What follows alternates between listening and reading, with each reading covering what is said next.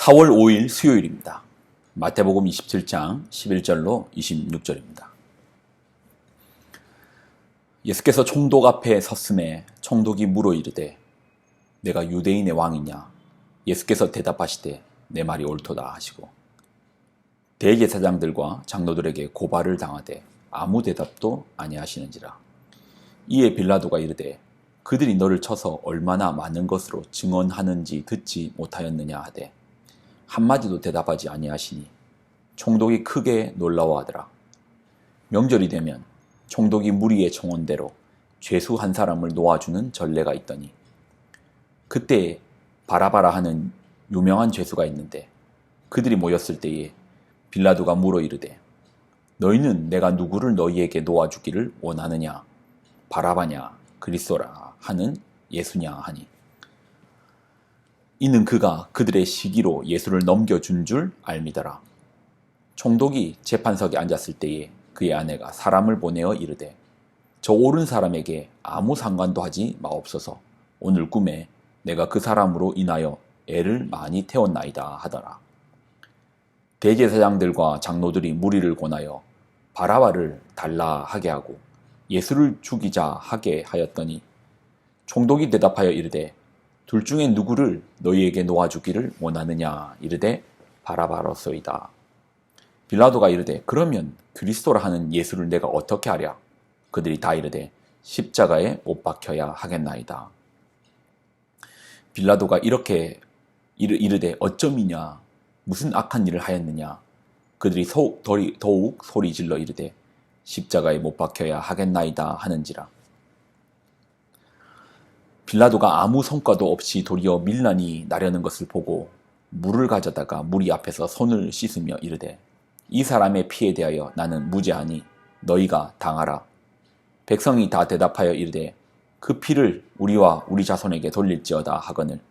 이에 바라바는 그들에게 놓아주고 예수는 채찍질하고 십자가에 못 박히게 넘겨주니라. 아멘. 기도하겠습니다. 하나님, 주시는 말씀을 귀하게 붙듭니다. 말씀을 통하여 예수님을 깊이 바라보는 시간을 허락하여 주옵소서. 우리로 예수님을 깊이 바라보게 하여 주옵소서. 영광을 드립니다. 예수님의 이름으로 기도드립나이다. 아멘. 성만찬과 겟세마네 기도 이후에 예수님은 잡히셨습니다. 그리고 대제사장의 관정에서 이미 사형으로 가닥이 지어진 그런 졸속 재판에 넘겨지게 됩니다. 결국 예수님에게 사형 언도가 내려진 이유는 예수께서 그리스도라고 밝히셨기 때문입니다. 이것이 사형의 결정적인 이유가 됩니다. 신성모독이라는 이름으로 그렇게 사형 선고가 유대인의 재판에서는 났습니다. 자, 그리고 예수님께서 끌려오신 자리가 빌라도의 법정입니다. 우리가 주목해 볼 것은 빌라도의 첫 질문입니다. 11절입니다. 예수께서 총독 앞에 섰음에 총독이 물어 이르되 내가 유대인의 왕이냐? 예수께서 대답하시되 내 말이 옳도다 하시고 총독이었던 빌라도는 유대의 상황을 가장 잘 아는 이방인일 것입니다. 그가 예수님을 신문합니다. 이미 대제사장은 그는 죽어야 할 자라고 고소하였지만 법 체계가 로마 하면 이제 법의 체계가 단단하죠.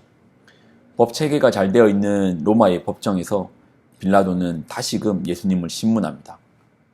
그리고 물어보는 첫 질문이 내가 유대인의 왕이냐라고 물어보시는 겁니다. 유대인의 왕이냐? 분명 대제사장의 공관에서는 예수님의 사건은 성전 모독죄로 시작되어 신성 모독죄로 결론이 났습니다. 성전 모독, 신성 모독. 둘 다 이제 종교 재판입니다.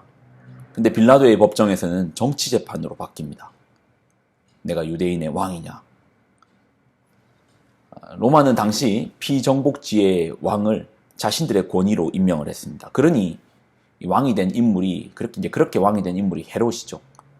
근데 이러한 상황을 너무나도 잘 아는 빌라도가 예수님께 묻습니다. 내가 유대인의 왕이냐? 분명 종교 사건이었는데 이제 정치 사건으로 바뀝니다. 우리에게 왕이란 이름은 크게 다가오지 않겠지만 왕정 시대의 왕이란 이런 것은 역모잖아요. 종교 사건에서 정치 사건으로. 왜 빌라도는 예수님을 유대인의 왕이냐라는 그 첫 질문으로서 그 공판을 시작했을까요? 이는 로마의 법정은 종교적인 이유로 처벌을 내릴 수는 없습니다. 대제사장과 유대 지도자들이 그 사실을 너무나 잘 알죠. 종교적인 명목으로. 그러니까 성전에 모독하고 신성 모독한 죄는 유대의 법정에서는 이것이 중형에 해당되지만, 그렇지만 로마의 법정에서는 이 종교적인 이유로 법적인 처벌을 내릴 조항이 없죠. 이 사실을 너무나 잘 아는 대제사장과 유대 지도자들의 일당들은 결국은 자신들의 자치권으로 사법권을 행사할 수 없으니 결국 로마의 법을 통해서 예수님을 사형 온도를 내려야 하는데, 그래서 그들이 선택한 것이 결국 예수님으로 하여금 법정 최고형인 사형으로 끌고 가기 위하여 그들은 종교적 사건을 정치적 사건으로 이렇게 탈바꿈시킨 것이죠. 그래서 뻔히 이것이 종교 사건임을 대제사장 무리들이 너무나 잘 알면서도 정치적 사건으로 둔갑하여 예수님을 로마의 법정에 세우게 된 것입니다. 이미 유대의 상황을 너무나 잘 아는 빌라도 역시 이것이 종교적인 이유임을 너무나 잘 압니다. 그래서 예수님께 반박할 기회를 주는 것이죠. 많은 사람들이 예수님을 고발하는 소리는 들립니다. 그러나 정작 예수님은 반박하지 않습니다. 적어도 이 사안이 정치 사안 아니다. 내가 고발된 것은 종교적인 이유로 고발된 것이다. 그렇게 말씀만 하셔도, 그것이 사실이니 그렇게 말씀만 하셔도 억울한 판결은 피할 수 있습니다. 그러나 예수님은 끝까지 침묵을 선택하십니다. 12절로 14절입니다. 대제사장들과 장로들에게 고발을 당하되 아무 대답도 아니하시는지라. 이에 빌라도가 이르되 그들이 너를 쳐서 얼마나 많은 것으로 증언하는지 듣지 못하였느냐 하되 한마디도 대답하지 아니하시니 총독이 크게 놀라워하더라. 사람은 억울하면 그 억울함을 풀기 위해서, 그 답답함을 풀기 위해서 항변하죠. 그 입을 침묵할 수 없습니다. 그러나 예수님은 침묵하십니다. 분명히 억울한 상황이죠. 몇 마디 말로써도 자신의 억울함을 풀 수 있는 상황인데 상대는 거짓 증언까지 동원하여 소리치는데 예수님은 그 앞에서 침묵하십니다. 유대의 상황에 잔뼈가 굳은 빌라도가 보기에도 이것은 말이 안 되는 상황인 것입니다. 그런데 이 침묵은 이미 오래전부터 예견되어 있는 침묵입니다. 메시아의 모습을 드러내었던 이사야서 53장 7절은 이렇게 말하고 있습니다. 그가 곤욕을 당하여 괴로울 때에도 그의 입을 열지 아니하였으며 마치 도수장으로 끌려가는 어린 양과 털 깎는 자 앞에서 잠잠한 양같이 그의 입을 열지 아니하였도다. 예수님은 침묵하십니다. 어떻게 보면 십자가로 가는 그 길을 선택하신 것이죠.